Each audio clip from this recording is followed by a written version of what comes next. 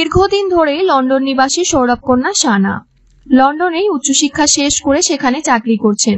টেমসের তীরেই নিজের 23তম জন্মদিনটা সেলিব্রেট করলেন সানা গঙ্গোপাধ্যায়। এই বছর বাবা মাকে সঙ্গে নিয়েই কেক কাটলো বেহালার গঙ্গোপাধ্যায় পরিবারের রাজকন্যা সানা। গত বছর মেয়ের জন্মদিনে পাশে ছিলেন না সৌরভ, তবে এই বছর কোনোভাবেই 3রা নভেম্বর মেয়েকে কাটছাড়া করলেন না মহারাজ। জন্মদিনে সোশ্যালে পোস্ট করেন সৌরভ।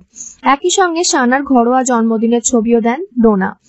মহারাজ সানার উদ্দেশ্যে ক্যাপশনে লেখেন, শুভ জন্মদিন প্রিয় সানা, তোমাকে অনেক অনেক ভালোবাসা।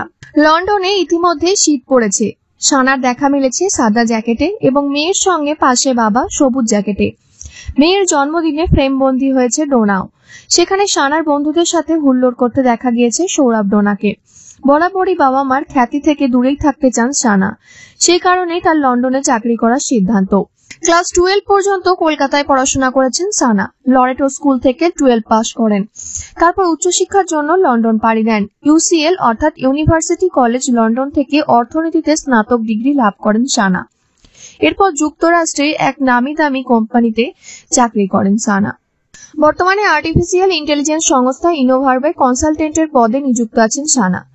বার্ষিক বেতন কমপক্ষে 39,647 পাউন্ড। সুতরাং সানার বার্ষিক আয় কমপক্ষে প্রায় 50,000 পাউন্ড, অর্থাৎ ভারতীয় মুদ্রায় প্রায় 55 লক্ষ টাকা।